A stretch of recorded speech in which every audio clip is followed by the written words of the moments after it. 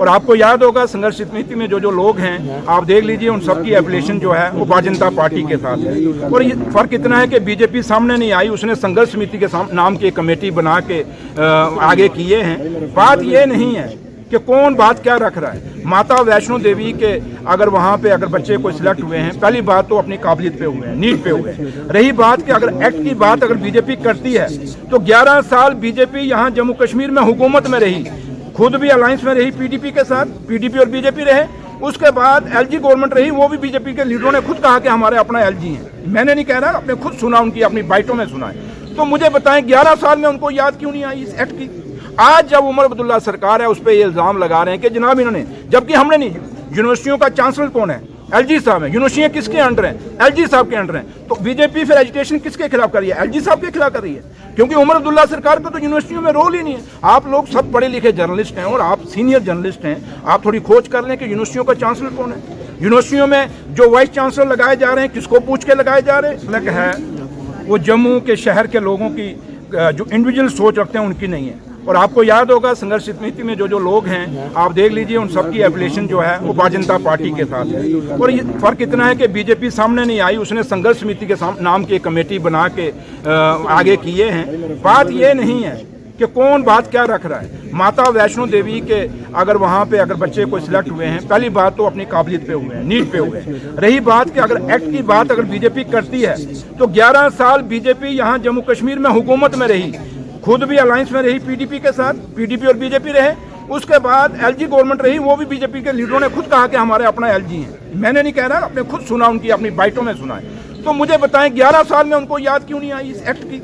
आज जब उमर अब्दुल्ला सरकार है उस पर ये इल्जाम लगा रहे हैं कि जनाब इन्होंने, जबकि हमने नहीं।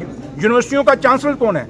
एलजी साहब है। यूनिवर्सिटियां किसके अंडर हैं? एलजी साहब के अंडर हैं। तो बीजेपी फिर एजुकेशन किसके खिलाफ कर रही है? एलजी साहब के खिलाफ कर रही है, क्योंकि उमर अब्दुल्ला सरकार का तो यूनिवर्सिटियों में रोल ही नहीं है। आप लोग सब पढ़े लिखे जर्नलिस्ट हैं और आप सीनियर जर्नलिस्ट हैं, आप थोड़ी खोज कर लें कि यूनिवर्सिटियों का चांसलर कौन है। यूनिवर्सिटियों में जो वाइस चांसलर लगाए जा रहे हैं, किसको पूछ के लगाए जा रहे हैं? ये सारे सवाल आज जितनी है यूनिवर्सिटी। और दूसरा सबसे बड़ी बात मैं हमेशा कहता हूँ कि चाहे माता वैष्णो देवी यूनिवर्सिटी का वाइस चांसलर हो, चाहे जम्मू यूनिवर्सिटी का वाइस चांसलर हो, चाहे सुकास्ट का जो वाइस चांसलर हो, चाहे सेंट्रल यूनिवर्सिटी का वाइस चांसलर हो, या जम्मू सूबे के अंदर यूनिवर्सिटियाँ हैं, क्या एक भी यूनिवर्सिटी के लिए जम्मू का कोई हमारा प्रोफेसर या जम्मू से बाहर कोई भी इस धरती का कोई आदमी काबिल नहीं है वाइस चांसलर बनने के लिए? ये सवाल बीजेपी सिर्फ इन सवालों को घुमाने के लिए लोगों को गुमराह कर रही है। बट मैं एक ही चीज कहूंगा कि बीजेपी को ये पूछिए और संघर्ष समिति के लोगों को कि उनकी एफिलिएशन कहाँ। आप सब चेहरे जानते हो, मैं भी चेहरा जानता हूँ किसके साथ जुड़े हुए हैं। दूसरी बात कि ये एक गलत सवाल उठाया जा रहा है, आप बच्चों की पढ़ाइयों को मत बांटिए धर्म के नाम पे।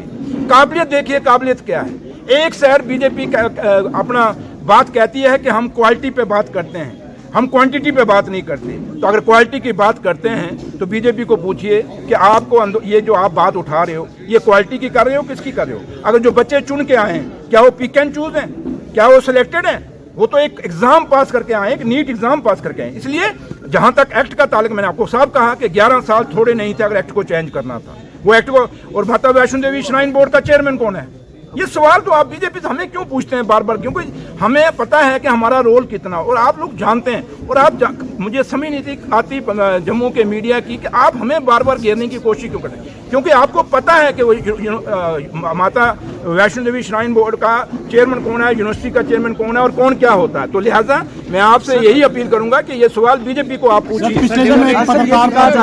एज रिलैक्सेशन को लेकर अगर छेड़खानी की गई, एज रिलैक्सेशन को लेकर, तो आने वाले दिनों में एक बड़ी एजिटेशन जो है वो बीजेपी छेड़ी जाएगी। बीजेपी भाई हमारी फाइल, आपने पीछे एलओपी साहब को सुना था, सुनील शर्मा साहब कह रहा था बताओ नेशनल कॉन्फ्रेंस की लीडर उमर अब्दुल्ला सरकार बताए कौन कौन सी फाइल एलजी साहब के पास पड़ी है, हम निकलवाएंगे। भैया हमने फाइल भेज दी है। तो अगर बीजेपी समझती है कि रिजर्वेशन में हमने छेड़छाड़ की है तो वो एलओपी साहब वहाँ फाइल रुकवा देना जी। किसने उसको रोका है? ना रुकवा सको, या आप फैसला चेंज कर दो। बाकी रही बात कि हमने क्या चेंज किया नहीं किया, वो तो किसी को पता ही नहीं, वो तो कैबिनेट को पता है और मैं आपको वो बताऊंगा नहीं, मैं आपसे क्यों शेयर करूंगा। लेकिन बीजेपी को अगर पता है कि हमने छेड़छाड़ की है तो उसको बोलो जाके वहाँ रुकवा लो जाके एलजी साहब तो आपके हैं। सर डिमोलिशन ड्राइव जो यहाँ पे एक सेकंड यार, डिमोलिशन इस वक्त यार होल्ड करना यार,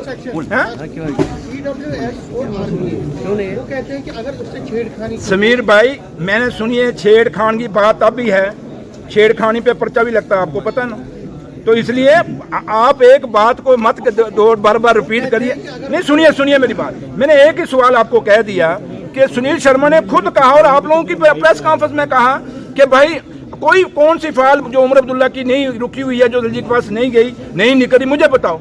हमने फाइल एलजी साहब को भेज दी रिजर्वेशन की, हमने क्या किया क्या नहीं किया ना आपको पता है, हाँ मुझे पता है, बट मैं आपको नहीं बताऊंगा क्योंकि सिक्रेसी की मैंने ओथ ली हुई है, मैं एक मिनिस्टर हूँ। लेकिन एक बात मैं आपको कहता हूँ, उनको बोलिएगा अगर सुनील शर्मा साहब को पता है हमने छेड़छाड़ कर दी है रिजर्वेशन में, तो वो फाइल रुकवा लें, वहां से वो बदली करा के भेज दें। करे ना सुनील शर्मा साहब, क्यों नहीं करे? ये सवाल उनको पूछिए, मैं उनको आपको ये सवाल दे के जा रहा हूँ। Thank you sir.